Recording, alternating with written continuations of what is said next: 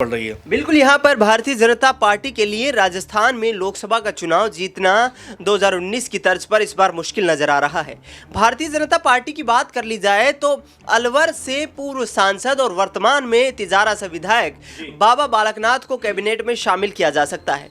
दूसरी तरफ अलवर सीट की बात करें तो वहां से केंद्रीय राज्य मंत्री भूपेंद्र यादव को जो है उम्मीदवार बनाया गया है लोकसभा चुनाव के लिए, लेकिन यहाँ पर ये कोशिशें चल रही हैं कि बाबा बालकनाथ को राज्य सरकार में यहाँ पर कैबिनेट मंत्री पद दिया जा सकता है। तो क्या अमन जी, यहाँ से उत्तरी यहाँ पर राजस्थान और दक्षिणी हरियाणा या यूं कहें कि अहिरवाल बेल्ट को साधने की कोशिश कहीं ना कहीं भारतीय जनता पार्टी करती नजर आ रही है? क्योंकि बाबा बालकनाथ सांसद थे, वहाँ से इस्तीफा मांगा गया, विधायक बन गए, अब मंत्री बनाया जा रहा है। इसके साथ ही भूपेंद्र यादव को जो है संसदीय क्षेत्र अलवर से उतारा जा रहा है। किस तरीके से देखते हैं, क्या कामयाब हो पाएगी भाजपा? देखिए, जाहिर सी बात है, आपने महत्वपूर्ण प्रश्न उठाया दरअसल, क्योंकि देखिए जातिगत समीकरण बैठाने पड़ते हैं और इसमें बीजेपी बहुत माहिर मानी जाती है। आपने देखा किस तरह से मध्य प्रदेश के अंदर मोहन यादव को सीएम बनाया जाता है और ये कोशिश की जाती है कि जो बिहार और कह सकते हैं उत्तर प्रदेश में जो कह सकते हैं यादव जो वोट बैंक है उनके ऊपर सेंधमारी की जाए, उनके ऊपर कब्जा किया जाए। इसीलिए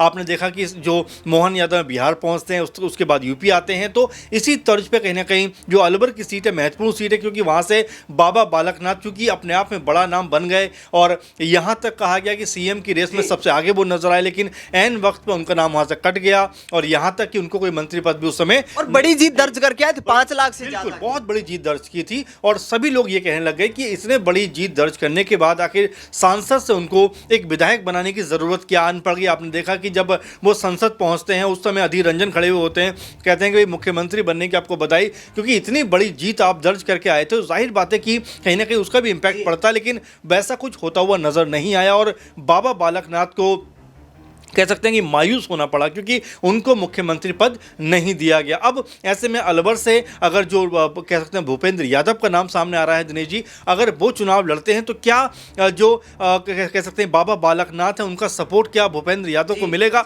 ये भी अपने आप में बड़ा सवाल है, क्योंकि 5 लाख या 4 से 5 लाख वोटों के आसपास से इतने बड़े अंतर से भूपेंद्र जो बाबा बालकनाथ है उन्होंने जीत दर्ज की थी। तो ऐसे में आप समझ सकते हैं कि बाबा बालकनाथ के पास कितना जबरदस्त वोट बैंक है। अब आपके एक और प्रश्न में एक और चीज जोड़ना पड़ेगा, क्योंकि बाबा बालकनाथ को जरूर आप मंत्री पद दे रहे हैं, लेकिन क्या उनको वो महकमा मिलेगा जिसके लिए वो लगातार फाइट भी कर रहे थे? कई लोग होम मिनिस्ट्री के उनको लेकर बात कर रहे थे, कई बार जो है वित्त मंत्रालय की बात कर रहे थे। हालांकि वित्त मंत्रालय जो है वो अब जो है दिया कुमारी है उनको दिया गया, डिप्टी सीएम को दिया गया। तो ऐसे में होम मिनिस्ट्री जो बसता है जो अभी मुख्यमंत्री के पास है, तो क्या ये बाबा बालकनाथ को मिलता है? अगर वो नहीं मिलता है तो मुझे लगता है कि बाबा बालकनाथ भी कहीं ना कहीं इससे नाराज हो सकते हैं। आप संभावना के तौर पर जो चीज़ नजर आ रही है वो ये आ रही है कि राजस्थान में भी क्या जो बीजेपी, क्योंकि राज्य को तो आप पहले नाराज कर चुके हो और अगर आपने बाबा बालकनाथ को नाराज कर दिया दिनेश जी, तो मुझे लगता है कि बीजेपी के लिए संकट, क्योंकि आपने कहा कि दोनों राजस्थान और हरियाणा दोनों बेल्ट साधना चाहते हैं यादव की, लेकिन